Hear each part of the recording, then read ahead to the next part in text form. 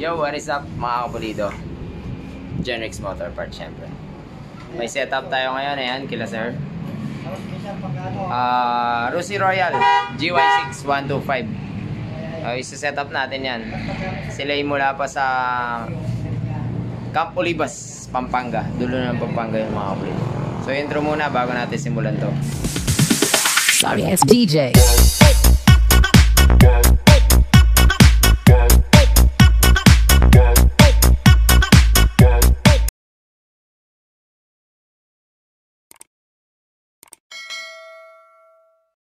Yup. Ay, labo ng cup. Yo, bali, ayan o, Rusi Royal GY6 125. Ang problema ay malala. Bali, ano siya, medyo napabayaan sa langis. Kasi katok-katok na siya. So, kung titignan itong cam, dito pa lang sa cam, malalaman mo na talagang malala yung mga sira eh. Ayan. Nawasak na ang kanyang bearing. Ayan o. So, nung in-start ko kanina, buti sinakay sa, ayan, sportivo nila sir. So, dahil kung ibinya ito, yung mga bearing kanina, titirik talaga sila. Malaking abala ang mangyayari. Ayan, natanggal na yung bearing. Sobrang, ano. Tapos yung kanyang cam ay nahukay na. Ayan. Hindi na siya lube. Bilog na siya. Hindi na siya cam lube na may paumbok. Bilog na. Tapos malakas sumusok. Tapos maingay. Bakit siya maingay? Dahil doon sa cam, yung timing chain niya sobrang luwag na. Ayun, tinanggal na namin. Tapos overheat. Yan. Siyempre pag natuyo ka ng langis, mag-overheat ang makina mo. Yan. Ayan. Kamot. Tapos sobrang alikabok yata sa kanila dahil yung air cleaner niya is punong-puno ng alikabok. Naka-mushroom na siya. Pero di pa rin kinaya. Tapos dahil natuyo na langis, isa rin sa mangyayari to mga kapulido. Yan. Dumikit ang kanyang piston pin sa kanyang connecting rod. So pinwersa na lang namin nilabas to, then di expect ni sir na kung magpapalit pa ng connecting rod masyado malaki yung gagastusin. Kaya itong part na welding dun sa connecting rod ay nilinis ko na lang ng pamport. So all goods na yun mga kapulido. Ito mahirap naming nilabas to, pinukpok pa namin. Kaya kung makikita may mga damage na dito kasi nag-welding siya. So proceed tayo mga kapulido. Wala nang kwenta ang kanyang piston, cam, block. As yung rocker arm niya nahukay na rin, bago na rin to. Ayan. So, dahil doon ipapaset up na niya. Kompleto na ang gamit ni sir. Ang di lang niya dala is chain tsaka rocker arm. So yan, unahin natin 28mm. Magwa 150cc siya mga kapulido. 58.5 ang kanyang block. 28mm na Nibi. Tapos big valves 24-28. Ay, may shoutout pala si sir dun sa seller na ito. Bakit po valvula ng TMX 155 ang binigay nyo? Nag-chat daw siya, humingi pa daw ng video. Ano ba yan? Buti na lang meron ako ito pang Mio 24-28 na Racing Monkey. Bakit po pang TMX 155? Yon. So mali po. Ito yung package na nakasama. So ichapuera yan. So ito po Racing Monkey. Tapos ordinary lang yung valve. Delikado yung ganon. 24-28. Yan. Original na valves. Yan.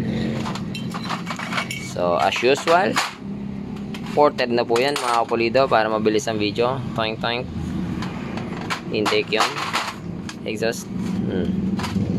Labas natin ang power na ito. Rusi Royal na naninipak. Racing cam nya. Ayan. Speed Tech daw to. Shoutout sa Speed Tech. 6.5 regrind cam. Yan. racing manifold, napakalaki. So ipoport ko pa ito, may part na medyo alanganin, may obstruction dun. Laki, no? Kasama ng head. Shower na racing pulley. Yan, ayos. Tapos syempre bagong valve seal. Ang kanyang retainer at valve lock ay akin ng pinaper, pinutol ko na. So plug and play na yan. Valve ay 58.5 na block, cylinder block. Inedit ko na lang ang kanyang valve packet kaya pumangit. Kasi okay lang na pangit, importante safe naman. Kasi wala sa angulo po ang kanyang valve packet. Instead na pantay ang bagsak, nakaganyan. So yun. So preparado na to. Sa kanyang pipe, medyo may problema rin. Sobrang sikip ng butas. So pinort ko lang yung part na masikip. At saka meron pa akong isang problema nakita. Bago lang tong pipe Ayan, may siwang yung welding. Ayan, so taas po. Hinangin pa natin to mga kapulido. So kanyang settings, itututok ko siya. Walang gasket sa ibaba. So gasket maker lang yan. Chain, napalitan na. Conrad, okay na. So buuin na natin to mga kapulido. Valve spring pala. Eto, Santo palagay ko. Binura lang yung tatak. Yo, update mga kapulido. Lobat na yung cellphone ko, wala na akong flash. Bali ang kanyang deck height is 0.5. Flat piston lang naman. Yan. So head gasket. Gasket maker na yan. Tatanggalin na namin to. Fuel pump. Para kung sakaling babara ng full rev, hindi na de-delay yung pasok ng gasolina. Total, bago naman yung carb. Nibi pa. Ayos yun.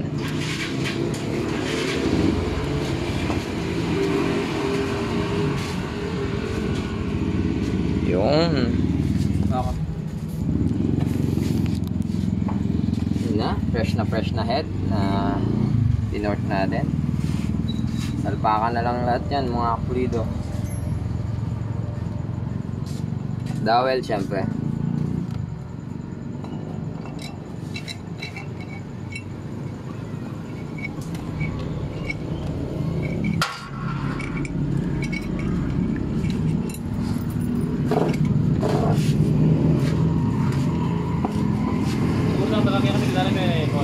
Nino ito sir? Ron Castro Tatagabuso. Hali. Set update, may timing mark tayo dito.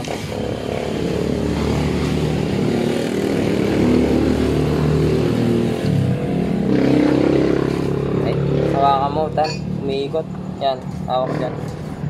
Hindi, ito. Ito yung hawakan mo.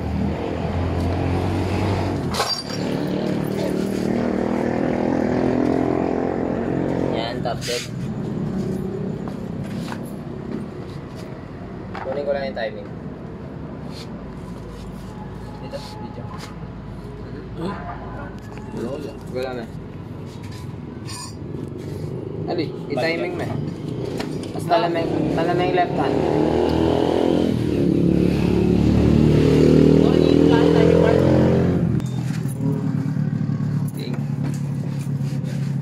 Makasabat yung pulley.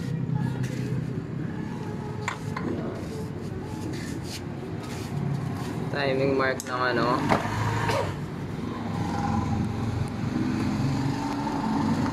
timing mark nito is itong dalawang dot. Papantay siya dito.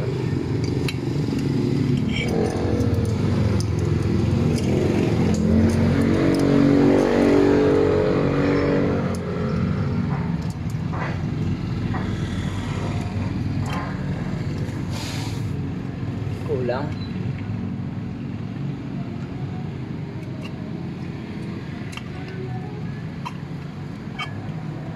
Double check yung timing mo.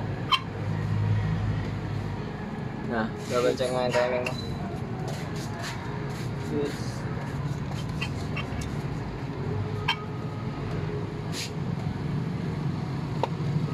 Sakto dyan. Oo.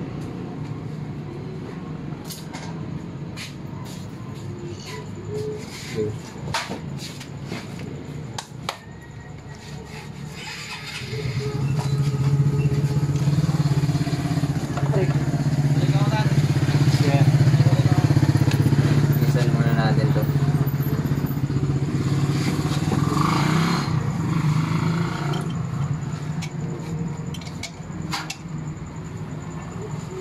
Ba't umuwi ngayon?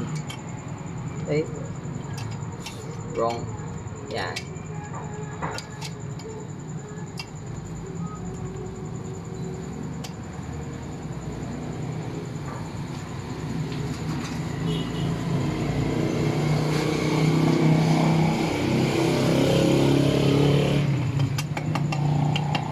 Yun na.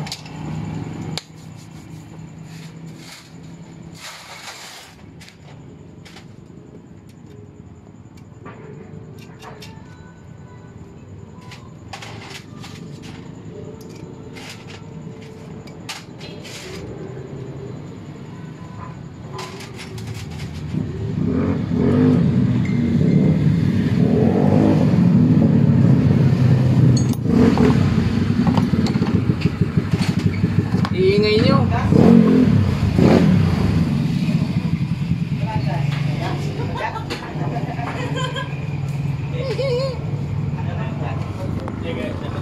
Si Manoy! Marvin Works! Hoy! Tulukan! Bawo ng daliri mo? Yak! Asa si Tulukan? AC Lock 2. Bawa pa ng dariri mo. Bisa noon. Bago vlog. GY6. Hindi. Dito, jacket GY4. GY4. 58.5. GY4 to. Tapos, May tawad eh. 0.5 lang. May Hindi tawad. sa 59. lakas. Anong cam?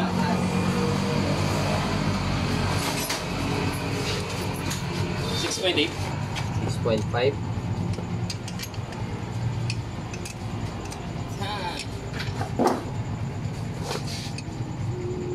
Tulukan, no? Si Tulukan. Asa siya, no? Lock 2. Ayun pala. Lock 2! Oh! Alam niya! Alam niya yung pangalan niya! Boss, wala pa rin!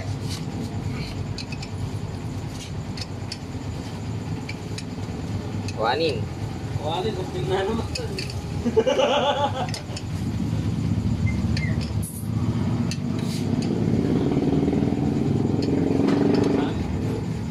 Oh, Benton.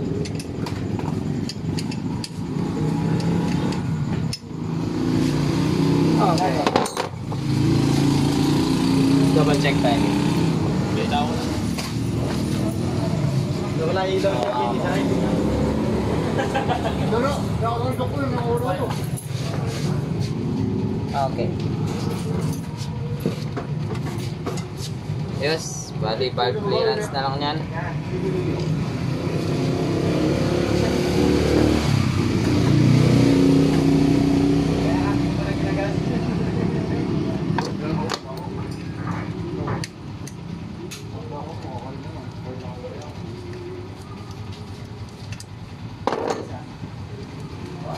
Yung dapat sine-check nyo na ano, malambot yung ikot nito. Para ma-sure na nakalapat siya sa bahay ng cam holder.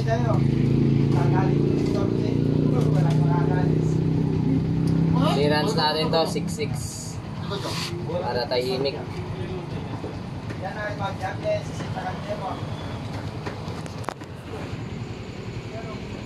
Parang SkyDrive din pala. Sheesh, air cleaner ang problema natin nito. Okay, subukan natin. O hindi ko niya talagang kilipte.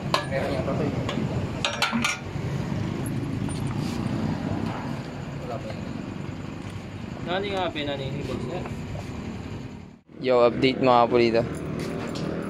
So, mandar na. Nag-check na kami ng langis. Bumubomba. So, basa na. Tuning po kami ng carb ngayon. Tsaka panggilid. Sa bola niya ngayon, straight 10. Sa carb, yung dating nakalagay is 115. Try namin, overgas masyado, 105. Tapos may air cleaner. Loba na yung cellphone ko, wala akong flash. May air cleaner yan. Ayan, mushroom. Tapos slow jet 40, palitan namin mas maliit 38 para medyo tumipid sa gas. Start natin yung mga pulido.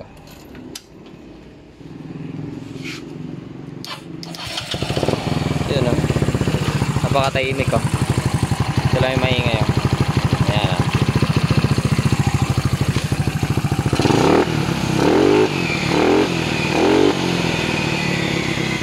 Sobrang bigat ng bola sa straight 10. Kailangan natin ng mas magaan na bola. Yo! Update mga kapulido. Natapos na rin tayo. So, na-planning kami sa pagtotono ng kanyang carb. Napakatagal naming tinuno yan. So, nakuha namin yung jetting 105. Dahil break-in pa yan, manipis na jetting pa ninahanap niya. So after break-in yan, dun pa yan dun pa yan totally hihingi ng mas additional gas. Kasi mababa pa yung compression yan kapag for break-in. Kasi hindi pa gaano lapat yung piston ring yan. So minor road test natin kasi for break-in siguro 70-70 lang. Top speed daw nito noon eh 70 nga. Let's go. You know, napakatahimik, napakalayo ng tunog kanina. Kaso hindi ko na start video kanina eh. Ito lang natin to. Yan o. Yung cam niya na speed tech, tahimik naman na regrind 6.5.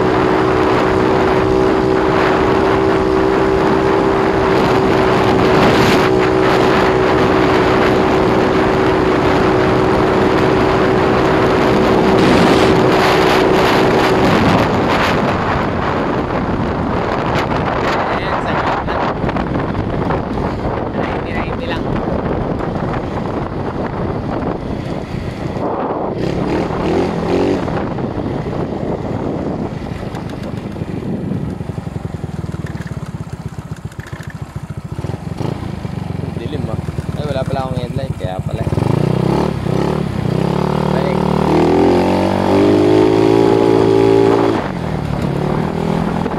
Sa bola niya medyo mabigat pa. 45 grams.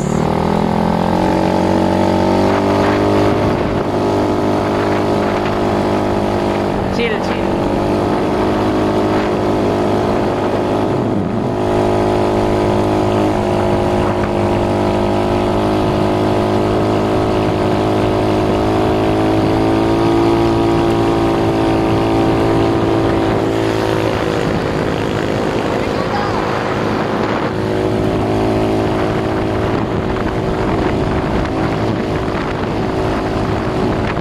Kasi 20 lang.